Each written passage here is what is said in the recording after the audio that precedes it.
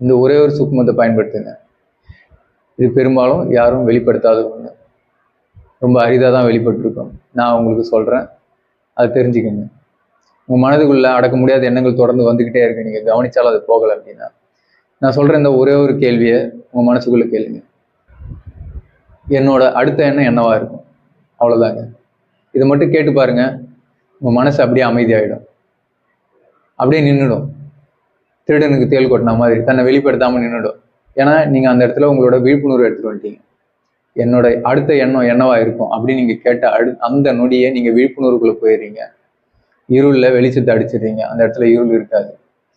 வெளிச்சத்தை பார்க்குற அந்த மனம் அந்த இடத்துல இருக்காது. அது அப்படியே ஒடுங்கி நின்றுடும், இயங்காது. ஏன்னா அதை கவனிக்க ஆரம்பித்தா அதுக்கு பிடிக்காது. மனம் ஒரு திருடன் மாதிரி தான் அந்த இடத்துல இயங்கும்.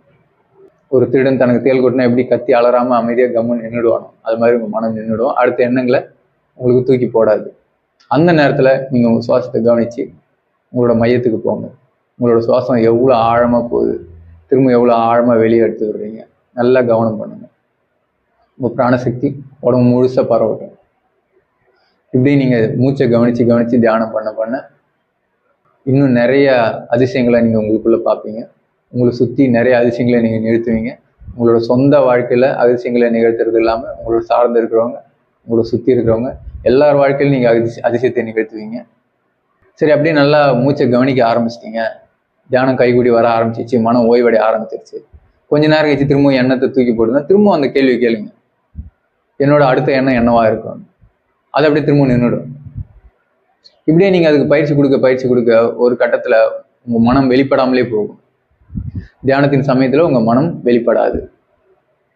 தியானத்தில் மட்டுமே நீங்கள் இருப்பீங்க. நாள்பட்ட பயிற்சியில் இது கைகூடும். ஆனால் நான் சொல்லி கொடுத்த இந்த சூட்சுமத்தை நீங்கள் பயன்படுத்த ஆரம்பித்த அந்த முதல் நாள்லேயே, முதல் தியானத்திலேயே நீங்கள் மாற்றத்தை உணர்வீங்க. உங்கள் மனம் நிற்கிறத நீங்கள் கண்கூட பார்ப்பீங்க. ஸோ அதெல்லாம் நீங்கள் சீக்கிரமாக அனுபவிக்கணும்னு நான் அந்த எல்லாம் வள பரம்பொருளை வேண்டி கேட்டுக்கிறேன்.